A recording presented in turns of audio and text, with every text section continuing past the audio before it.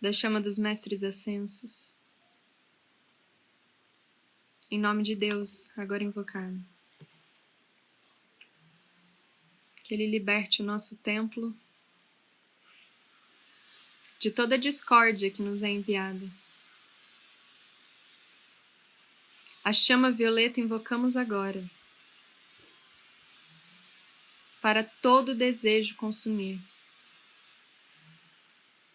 e arder pela liberdade, até no seu fogo nos fundir. Assim é.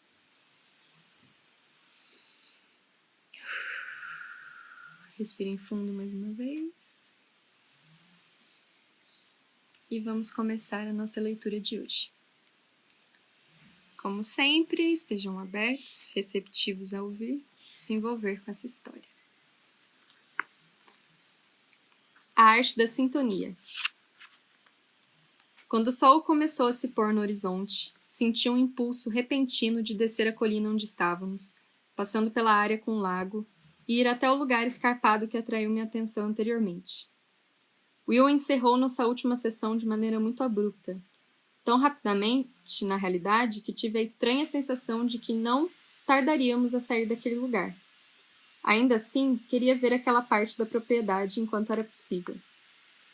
À medida que caminhava, mais pensamentos sobre a sétima integração começaram a povoar minha mente. A velha profecia predizia que, em algum momento, a humanidade ampliaria sua percepção a respeito daquelas impressões e sensações interiores, há muito classificadas como intuições, pressentimentos e até mesmo as chamadas sensações viscerais. Depois de vários anos enfatizando o pensamento racional e a lógica, um período dominado por visões de mundos seculares e materiais, a previsão era que finalmente começaríamos a levar a sério a informação que vinha do hemisfério direito do cérebro, a parte que nos dá a sensação de saber, sem que estejamos realmente conscientes da maneira pela qual sabemos. Neste momento, avistei uma figura solitária caminhando a cerca de 200 metros à minha esquerda. Era Tommy, voltando para casa no alto da colina. Por um instante, pensei em me virar e gritar para ele, pois queria saber mais a respeito do calendário maia. No entanto, continuei caminhando, sabendo agora que vim até aqui por um motivo. Tinha certeza de que alguma sincronicidade estava prestes a acontecer. Depois de vários minutos, cheguei a uma área arenosa, pontilhada com vários cactos espinhosos, ao lado de um bosque de algarobeiras enormes. Sem qualquer aviso, um homem saiu de trás das algarobeiras. Peterson. Fiz uma careta, não era o que eu estava esperando. Preciso conversar com você, disse ele. O assunto é sério. Ele olhou em direção à casa para ter certeza de que ninguém mais estava vindo, e fez um sinal para que eu o seguisse até as algarobeiras. Sabia que aqueles extremistas ainda estão procurando por vocês? Perguntou ele. Esperávamos que eles já tivessem ido embora, respondi. Alguns foram, mas deixaram outros para procurá-los. Sabe quem são essas pessoas? Confirmei com um aceno de cabeça. A expressão no rosto de Peterson demonstrava preocupação. Demoramos algum tempo para compreender o que eles estão tentando fazer. É exatamente como eu lhe disse. Estão forçando a situação para que ela chegue a um nível insustentável. O que você pretende fazer em relação a eles? Perguntei. Ele desviou o olhar. Ainda não sei. O que você conseguiu descobrir sobre o documento? Pensei por um momento sobre o tipo de resposta que daria a ele e decidi que o melhor era simplesmente ser sincero. O documento está descrevendo uma maneira de impedir o crescimento da violência.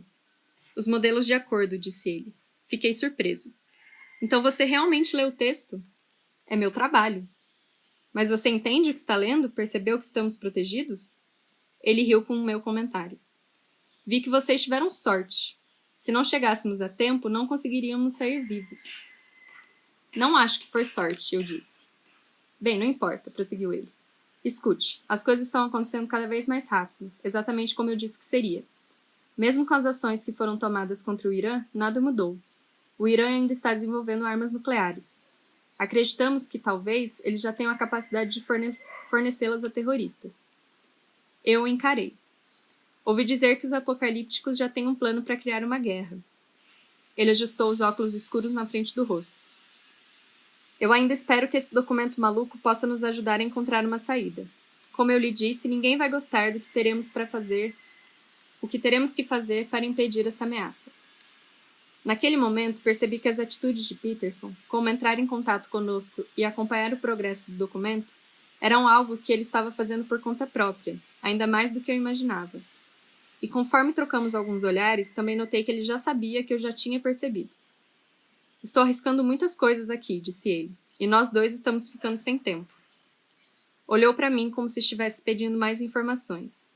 Assim, comecei a descrever da melhor maneira que podia qual foi a sensação que a revelação que tivemos na montanha nos causou e a ideia de que os modelos de compreensão pudessem, de alguma forma, criar uma onda de influência forte bastante para dissipar intenções dos apocalípticos. Embora não compreendêssemos realmente como poderíamos fazer aquilo.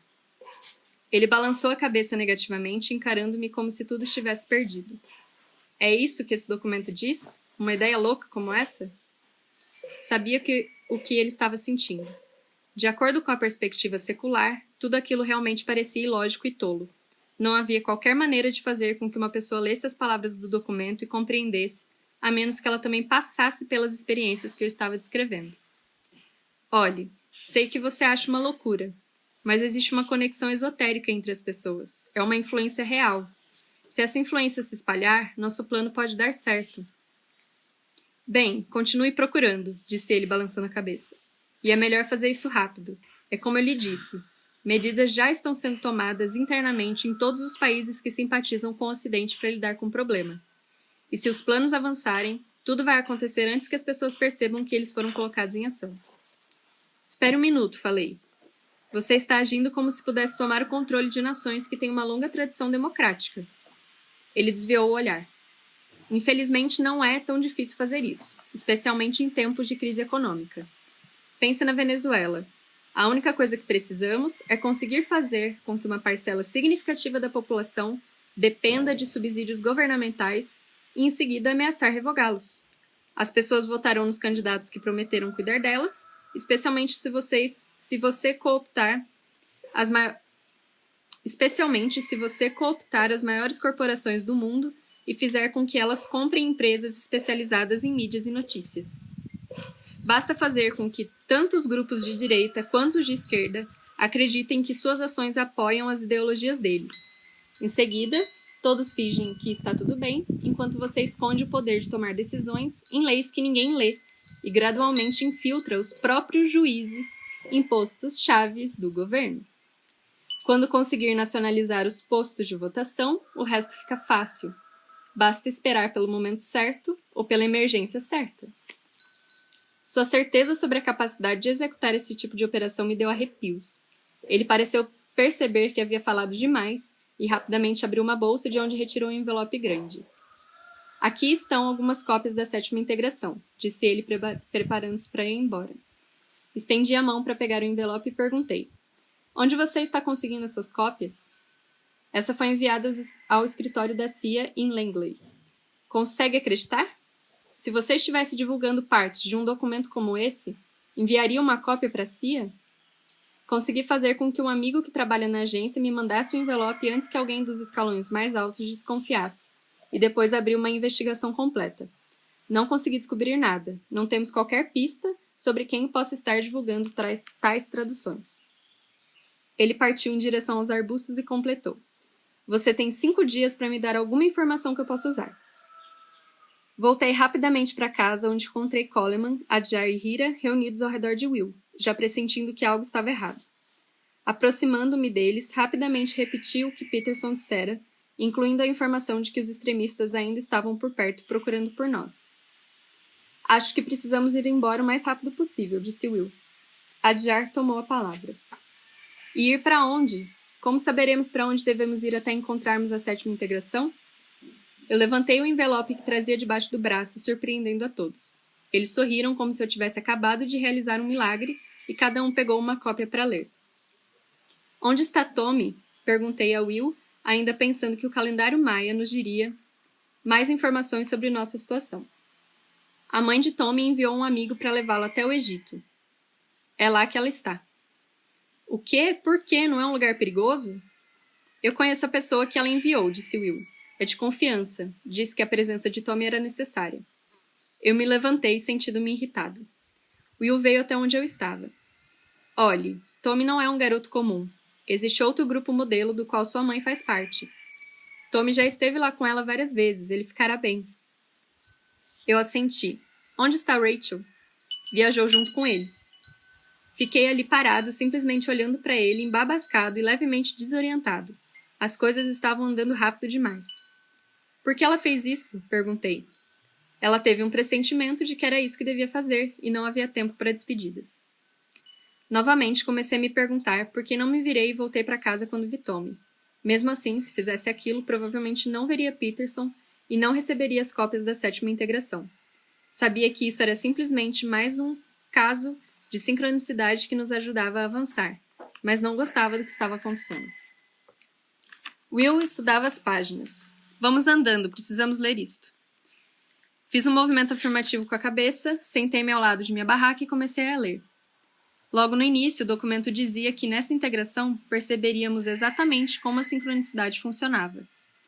De acordo com o texto, a sensação causada pelos momentos de sincronicidade era similar a estar no lugar certo, no momento certo, para receber informações importantes.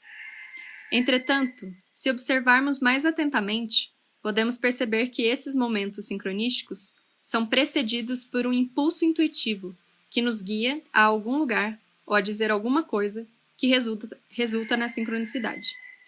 Em vários momentos da história, em momentos de grandes descobertas e realizações, as pessoas seguiram esses impulsos. Mesmo assim, tudo sempre aconteceu de maneira mais ou menos inconsciente. O documento prosseguia afirmando que chegou a hora de despertar e trazer a parte intuitiva da sincronicidade mais plenamente para a consciência. A chave para isso é confiar nas intuições que são parte desse processo e esperar que elas aconteçam. E para poder fazer isso, precisamos identificar essas orientações adequadamente, aprendendo a distinguir nossos pensamentos orientadores dos pensamentos mais alimentadores do ego. Olhei para Will. Isso é similar ao que foi dito na profecia durante o 7º sinal. Continue lendo, respondeu Will. O texto explica como fazê-lo. O documento esclarecia que pensamentos alimentadores do ego são palavras que dizemos a nós mesmos sobre nossa situação, para avaliar logicamente como conseguir fazer certas coisas em nosso mundo. Esses pensamentos surgem espontaneamente, baseados em anos e anos de aprendizado.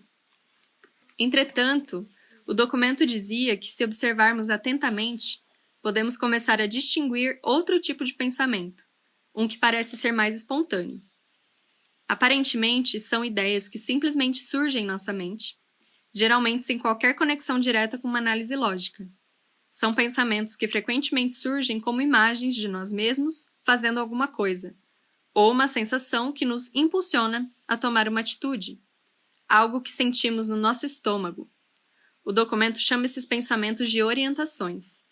Se os seguirmos, eles geralmente nos levam a uma sincronicidade importante. Pensei naquilo por um momento. Realmente é exatamente assim que acontece.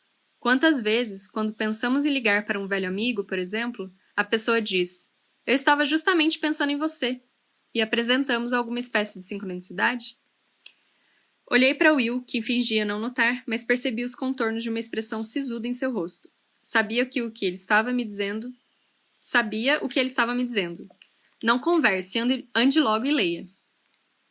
O resto das páginas concluía a integração dizendo novamente que a chave para conseguir se tornar plenamente consciente desses pensamentos é permanecer o máximo possível nesse estado de percepção, para que a próxima intuição orientadora chegue. A orientação era não deixar que um pressentimento ou imagem passassem despercebidos. Era preciso considerar cada um seriamente. Como antes, o texto reiterava que, como estamos em uma transição, acrescentando aptidões espirituais a uma perspectiva de mundo racional e orientada pela lógica, nós devemos primeiro usar a lógica para encontrar uma maneira de agir de acordo com a intuição. Uma das dicas para permanecer alerta às orientações é perguntar constantemente a si mesmo: por que pensei nisso agora? Deixei os papéis de lado, percebendo que fazia aquela pergunta a mim mesmo de tempos em tempos. Como foi que desenvolvi esse hábito? Então me lembrei. Will disse que eu deveria fazer isso durante nossa passagem pelo Peru. Conforme a leitura prosseguia, o documento mencionava outra técnica para usar quando alguém precisa de uma intuição orientadora ou uma perspectiva maior, em uma situação qualquer em que não houvesse tempo. Em vez de simplesmente esperar, a pessoa pode buscar a orientação ativamente, procurando uma sintonia. Por exemplo, quando se deparar com uma situação em que é preciso decidir se devemos ir a determinado lugar ou não, podemos simplesmente imaginar que já estamos a caminho do lugar e também nossa chegada. O objetivo desse método é perceber se é fácil visualizar a jornada. Se for possível ver a si mesmo chegando até o destino facilmente, isso significa que é uma boa ideia. Se as imagens desejadas forem difíceis de enxergar ou se não surgirem de maneira alguma, devemos nos acautelar. O documento reforçava que quando enxergamos o curso de ação certo, existe uma elevação correspondente na energia, ou uma sensação de impulso, como se alguém estivesse inspirado a entrar em ação. Parei por um momento e refleti sobre esse processo. Sintonizar já fazia parte do vocabulário mundial. O que o documento parecia comunicar era o fato de que essa arte deveria ser praticada de forma mais precisa. Retornando ao documento, vi que havia uma última observação. O texto dizia que podemos usar esse método para nos sintonizar com muitas situações diferentes da vida, mas não descobriríamos o quão profundamente poderíamos nos sintonizar até que um número suficiente de pessoas retornasse ao monte. Aquela frase me deixou imerso em pensamentos. Seria melhor considerar aquilo literalmente ou seria algo simbólico? E se fosse literal, qual seria o monte a que o texto se referia? As escrituras sagradas do mundo mencionavam dezenas de montanhas. Olhando para Will, vi que ele havia colocado as páginas sobre o colo e estava olhando para algum lugar ao longe. Hira e Adjar estavam fazendo o mesmo, nas proximidades. Quando olhei para Coleman, ele estava lentamente andando em direção à árvore enorme ao lado da lagoa, aparentemente pensando profundamente. Imediatamente soube o que eles estavam fazendo. Estavam ponderando sobre a situação atual e buscando orientação. Já estavam se sintonizando. Tentando desanuviar a cabeça, procurei fazer a mesma coisa. Primeiro, esforçando-me para perceber se algo surgia em minha mente. Durante um bom tempo, simplesmente olhei ao redor, deixando a mente viajar livremente. Disse a mim mesmo o quanto esse lugar era agradável e que ficaria muito triste ao deixá-lo para trás. Depois, pensei na experiência conjunta de nosso grupo na Montanha Secreta, e se o monte que o documento mencionava poderia ser aquela montanha. Repentinamente, recebi a imagem de outro lugar, uma região montanhosa, bastante escarpada e envolvida em uma névoa seca. E eu estava lá com Rachel. Senti uma explosão de energia, mal conseguindo conter a empolgação. Olhei outra vez para Will, que parecia estar esperando que eu terminasse. Ele se levantou e veio até onde estava. Percebi que Coleman também estava vindo em minha direção. Hira e Adjar estavam logo atrás dele. Logo estávamos todos em pé em um círculo encarando uns aos outros. Eu sei o que preciso fazer, disse Will. Ainda não sabemos onde a 12ª parte desse documento foi divulgada, se é que poderemos encontrá-la em algum lugar. Cedo ou tarde, teremos de encontrá-la. Vou até a casa de um amigo no Cairo para ver se consigo encontrar alguma pista. Adjar deu um passo adiante. Vou voltar para a Arábia Saudita, a outra montanha lá que está relacionada com tudo isso. Todos os olhos estavam em mim. Eu me vi ao lado de Rachel, eu disse. Para onde ela foi? Will abriu um grande sorriso. Ela foi para a cidade de St. Catherine, no Egito, perto do Monte Sinai. Fiquei olhando para ele enquanto os outros riam. O nível de energia estava muito alto. O documento dizia que todos teriam de voltar ao monte. Talvez estivéssemos indo a lugares diferentes. E você? Perguntei a Coleman. Para onde você vai? Eu vou com você, respondeu ele. Tem certeza? Olhe, tudo isso ainda é muito novo para mim. Fui eu que escolhi o caminho errado quando os extremistas estavam atirando em nós, lembra-se? Tentei discernir o que devia fazer e vi a mim mesmo com você ao lado de outra montanha bastante escarpada. Ele sorriu piscando o olho. Olhei para o Will, maravilhado com a intensidade de nossa energia e com o quanto ela crescia a cada momento. Está sentindo? Perguntei. Estamos conseguindo a 7ª integração, não é? Ele retornou meu olhar. Sim. E já a sentimos antes. Nós nos entreolhamos. É claro, estávamos recapturando essa parte de nossa conexão na montanha secreta. Estávamos presos neste mundo sozinhos. Estávamos sendo orientados. Todas as lembranças voltaram para mim plenamente, espontaneamente. Eu sabia o que devia fazer, quais eram os movimentos exatos a executar. Hira deu um passo adiante. Lembrem-se do modelo, disse ela. Nós também precisamos chegar a um acordo sobre a orientação. Fala-se muito sobre obedecer a Deus em nossa tradição. E também na tradição cristã, eu disse, sentindo-me como se estivesse falando em nome de Rachel. Chama-se cumprir com a vontade de Deus. Will assentiu. De acordo com o pensamento oriental, o Zen expressa essa sensação como um fluxo em harmonia com o divino. Sim, disse Adjar, mas nenhuma tradição foca tanto nisso quanto a minha.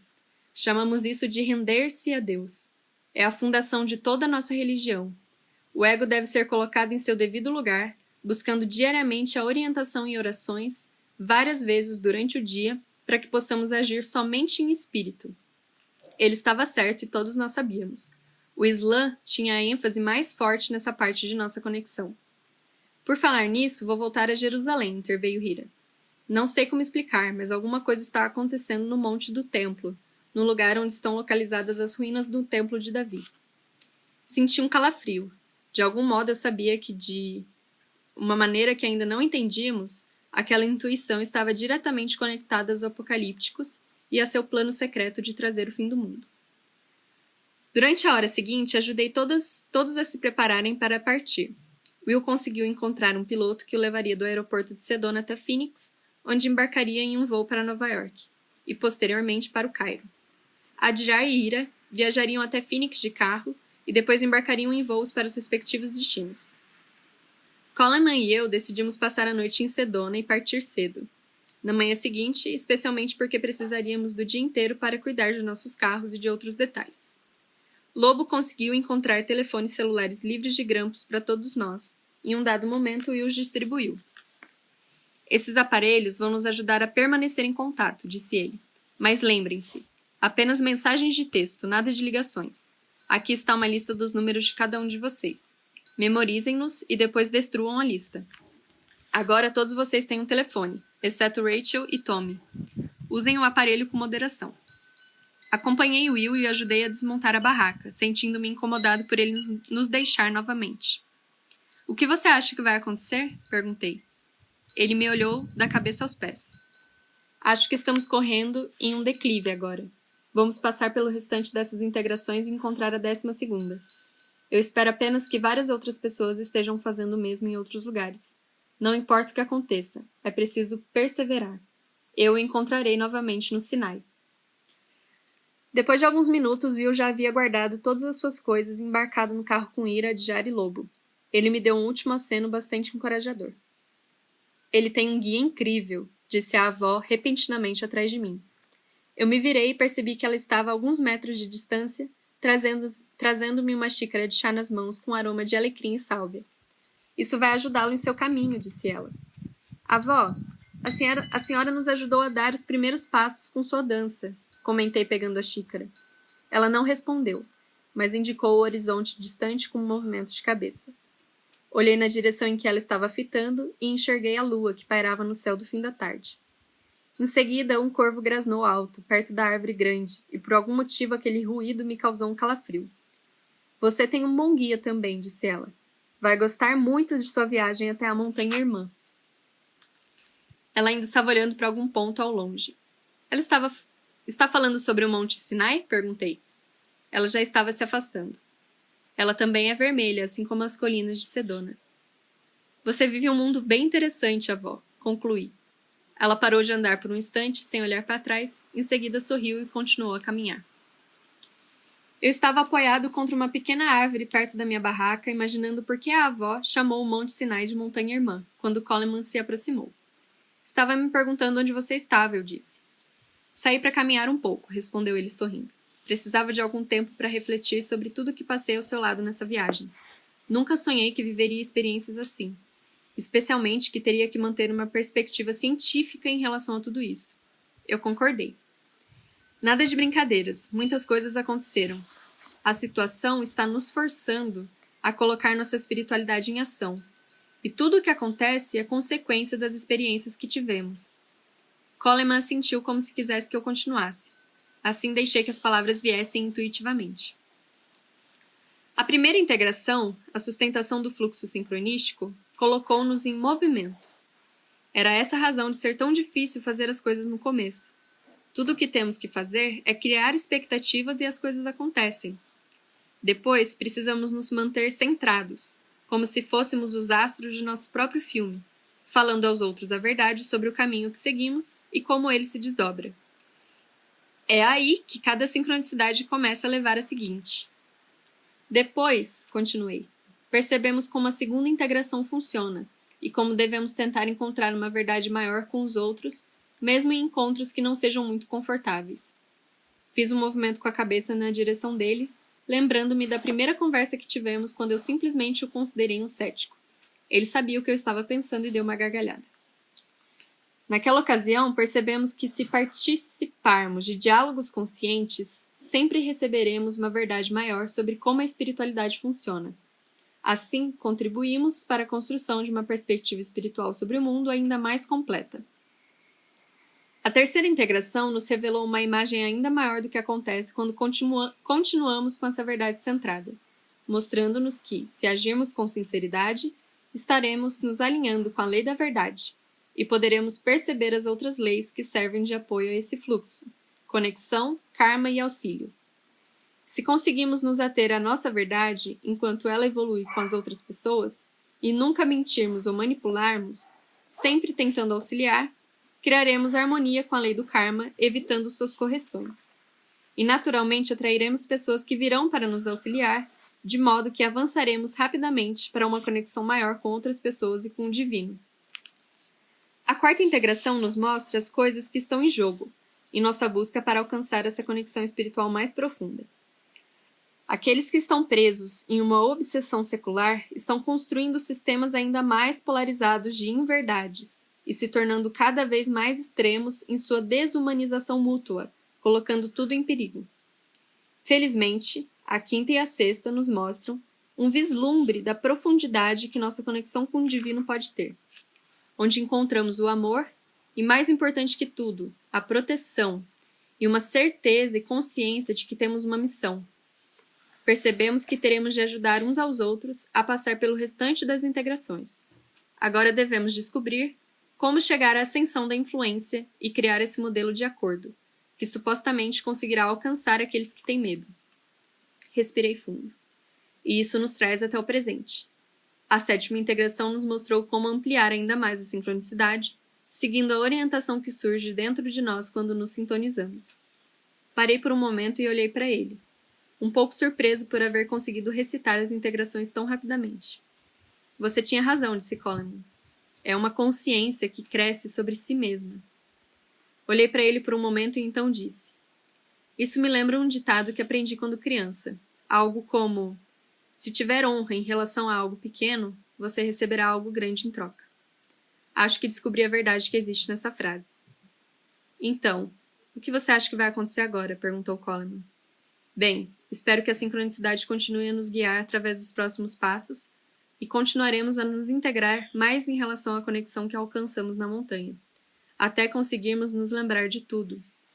Eu acho que esse será o momento em que conseguiremos exercer nossa influência mais intensamente. Durante um longo momento, nós dois ficamos perdidos em pensamentos. Finalmente, Coleman disse: Gostaria apenas de poder entender algo que consegui visualizar lá em cima. Era como um ponto de conexão com tudo o que eu estava sentindo. Como é? Está falando sério? Eu realmente senti algo assim, foi uma sensação elusiva e parecia ir e vir. Levantei-me com um sobressalto. Eu também tive a mesma sensação. Ele parecia impressionado. Eu prossegui. Quase exatamente da mesma forma que você descreveu. Na manhã seguinte, nós nos levantamos cedo e assim que as primeiras luzes surgiram, voltamos para Sedona. Lobo retornara para a propriedade na noite anterior para dormir algumas horas e depois nos ajudar a carregar nosso equipamento. Agora, enquanto viajávamos em sua caminhonete sob as luzes do alvorecer, ele parecia cansado, mas ainda tinha ânimo para seus enigmas. Tenho uma surpresa para vocês, disse ele. O que é? Perguntei no banco de trás. Coleman sorria. Não pergunte, disse ele. Você vai ver mais tarde. Tentamos fazer com que ele nos dissesse, mas Lobo não cedeu. E depois de algum tempo, ficamos todos em silêncio profundo. Então, quando entramos nos limites da cidade, nos deparamos com um belo nascer do sol, típico de Sedona. E como de costume, as pessoas estacionavam os carros ao lado da estrada e se postavam sobre algumas colinas para observar o céu, dando as boas-vindas ao sol. Comecei a me perguntar se aquele nascer do sol seria a surpresa que Lobo mencionou, mas pela expressão em seu rosto percebi que não era. O nascer do sol revigorou cada um de nós. Estávamos completamente centrados e estabelecendo uma atmosfera de expectativa, sem nem mesmo falar a respeito. E estávamos alerta, esperando não apenas uma sincronicidade, como também a orientação que a precedia. De repente, Lobo entrou em uma rua lateral e parou a caminhonete com uma expressão preocupada. Há algo errado, disse ele. Meus amigos que estavam cuidando de seu carro deveriam nos encontrar naquele posto de gasolina pelo qual passamos, mas não estavam lá. Coleman e eu nos entreolhamos. Lobo pensou por alguns momentos e disse: Imagino que eu deva levá-lo direto para o aeroporto em Phoenix, nesse exato momento, o mais rápido possível. Espere um momento, disse Coleman. Meu carro está no hotel onde eu me registrei. Não posso simplesmente deixá-lo aqui. Isso para não falar do resto das minhas roupas. Enquanto ele falava, eu tentava visualizar nosso grupo indo diretamente para o aeroporto e consegui nos ver tranquilamente chegando até lá e embarcando no avião. Em seguida, tentei nos visualizar procurando os carros e imediatamente senti uma grande dificuldade. Na verdade, não conseguia nem nos imaginar indo ao hotel de Coleman. Eu concordo com o Lobo, falei. Acho que devemos partir agora. Coleman não parecia convencido, mas decidiu não pressionar. Acho que está tudo bem, disse ele. Posso ligar para meus amigos mais tarde e combinar alguma coisa em relação ao carro. No seu lugar, eu tomaria cuidado com os telefonemas nos próximos dias, recomendou Lobo. Eu lhe disse exatamente o que havia visto. Ele pensou um momento, desviando o olhar, e depois comentou.